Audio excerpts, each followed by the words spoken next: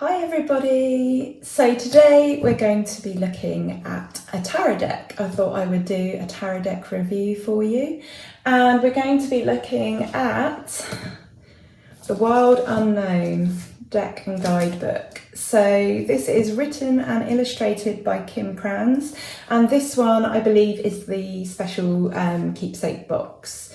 So I just wanted to tell you a little bit about the Wild Unknown. I'm actually going to read from the website.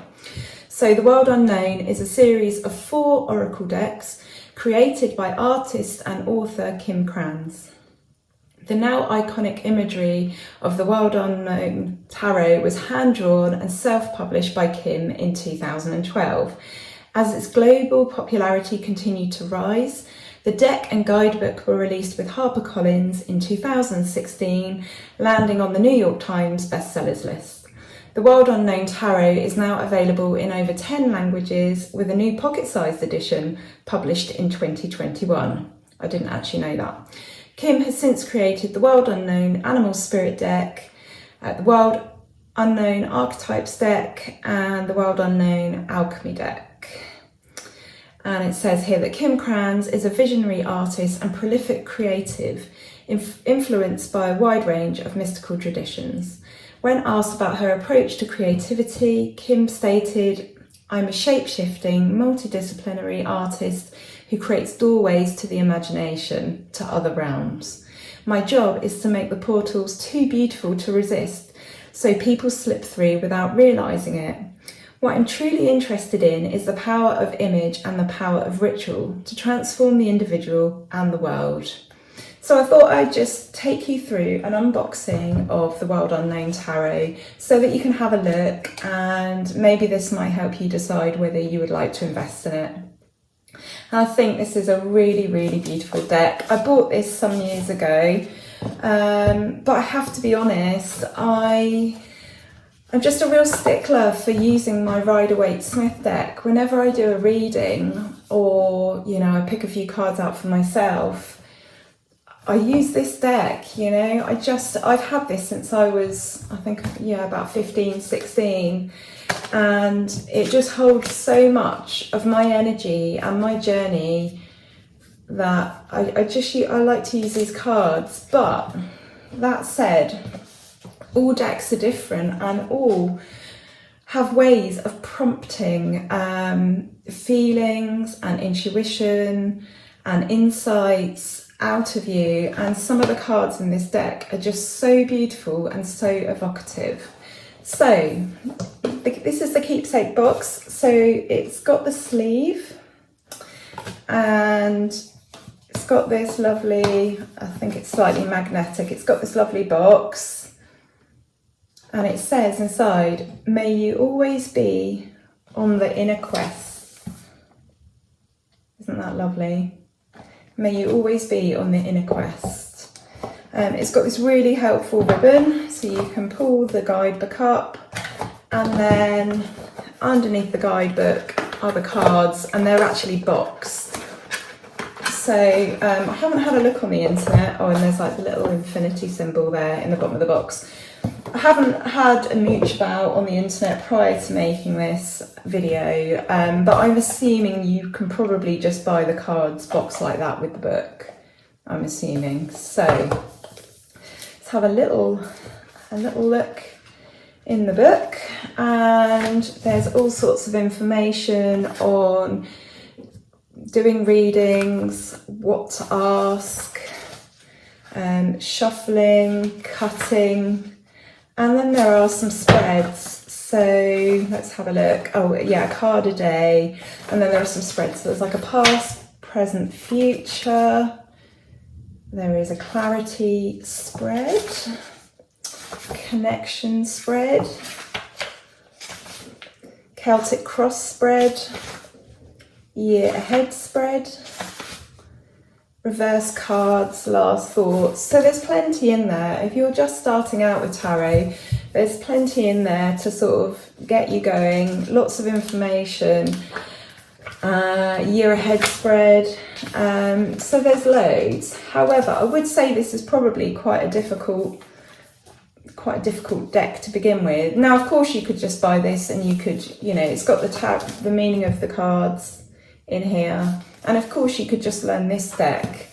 But I would always recommend that people start with the Rider-Waite-Smith, the traditional deck, learn the traditional meanings, and then perhaps move on to a spread that, a deck that catches their eye a bit more. So the thing I love about this most is these black and white drawings, these sketches, and then with the sort of the wash of colour. That really, really appeals to me. I love this on the back of the box. Those are the 4 suits there. Isn't that lovely? So let's have a look at some of the cards. So first of all, they're really thick. It's really thick cardstock.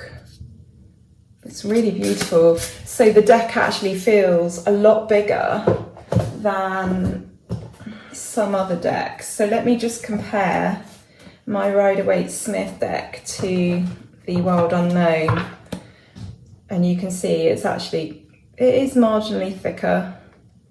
But actually in your hands, it feels quite a bit thicker. But that's quite nice. It's quite nice for shuffling. The cards are smooth. They slide over each other, which is always really nice, and it's nice to have a deck that feels so sturdy, that doesn't feel like they're going to break or rip or tear.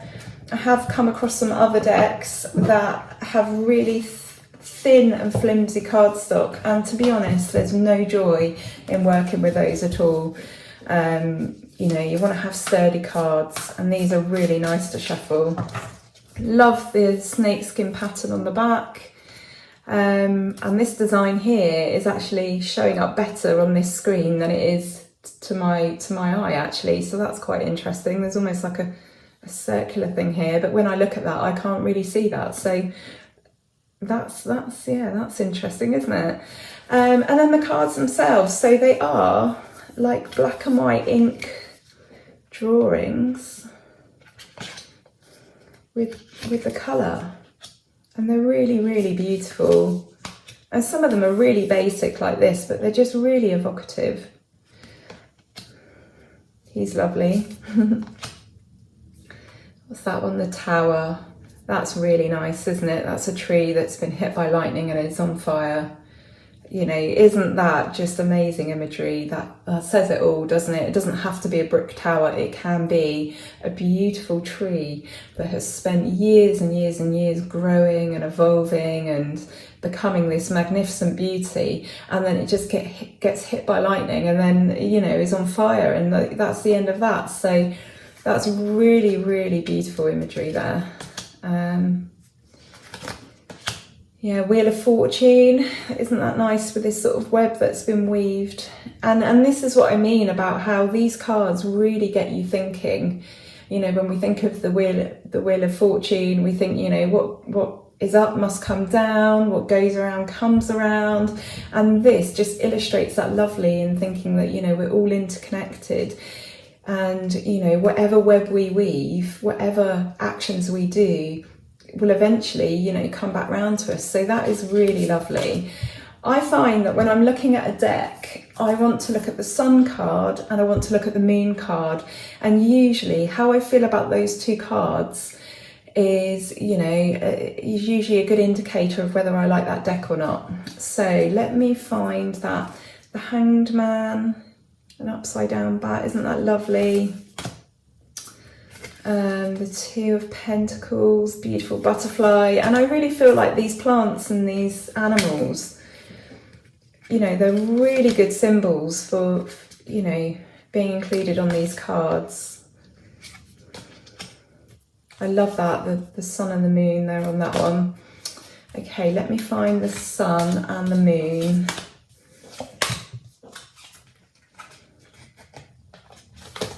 Oh, I'm nearly there, found the sun, I found the moon. So, isn't that gorgeous, that colour? Amazingly used, and the moon behind those trees. I just think it's stunning, and I love on this card, you've got just this like band of colour running around. And some of these cards are so colourful, and then some of them are just, you know, just black and white. They're honestly so gorgeous, and I think these cards really sort of hammer home the message that tarot cards is not about telling fortunes. It's about, you know, the human condition, human experiences, our psyche, and about making decisions about self-development and the decisions we might be faced with and the ways that we might handle them, you know, the life experiences we might be faced with and how we might handle them. And I just think these are so beautiful. There's one card in particular I want to show you. Let me see if I can find it. I think it's the Five of Cups. Anyway, it's got this beautiful horse on it, and the horse's face is just so beautiful. Oh, look at this. That's the devil, and you've got Black Phillip there. I actually thought about giving this deck away precisely because I don't tend to use other decks. But now I'm flicking through this deck, I'm just like, oh, I'm not sure I can do it. They're so lovely. Let me see. That's a nice one, the Hierophant. And these cards are just so mesmerising. They definitely just tap into something on another level inside you. That card there, I think, is a really good example of that. The Ace of Cups, I mean, isn't that beautiful? Just that shimmering gold coming out of the top, and just that representation of, you know, possibility and cup overflowing. Right, let me have a look. I'm trying to find this card with the horse on. He's lovely, isn't he? Father of Swords.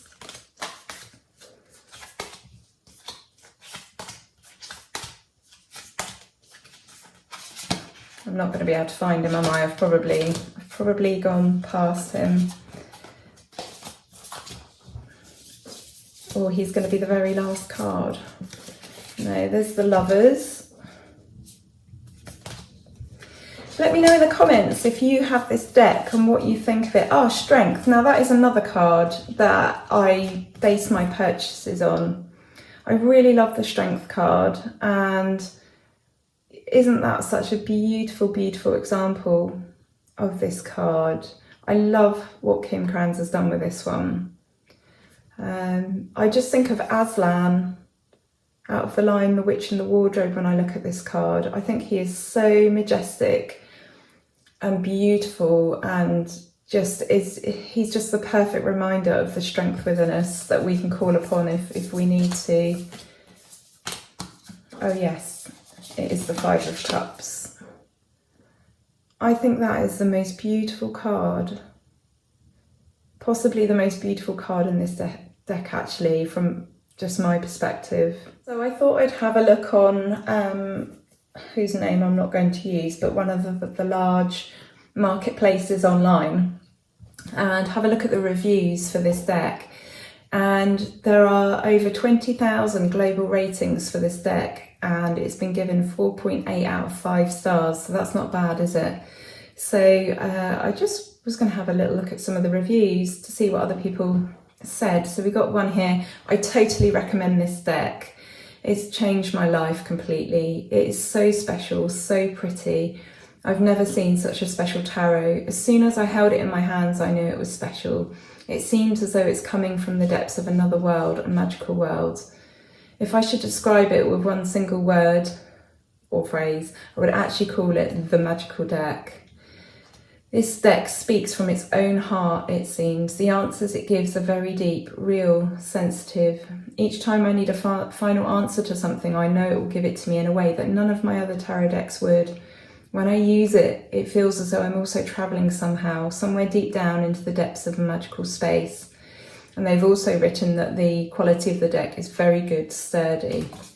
The book is good as well, the texts are well written. She doesn't include a reverse meaning. There's no need to. She explains every card in a special way. So I do love that about this deck, because actually I don't use reverse meanings either, because a lot of the tarot cards actually have, you know, an alternative message as well. So, you know, for example, the Fool, you know, the Fool encourages you to go out, be brave, take a leap of faith, but also the message with the Fool perched on the edge of the cliff is also look before you leap.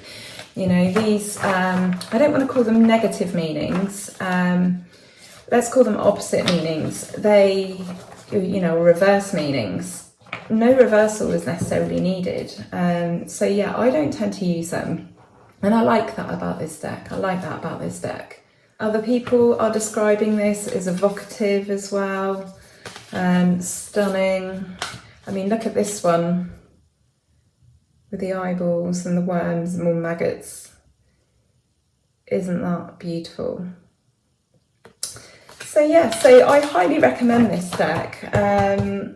It's definitely a deck that, you know, I've thought about getting rid of, but can't quite seem to bring myself to do it. And actually, it makes me want to use other decks. And I can't say there are many tarot decks that make me want to use them. So yeah, so I really love the way the box has been really thought out, well thought out.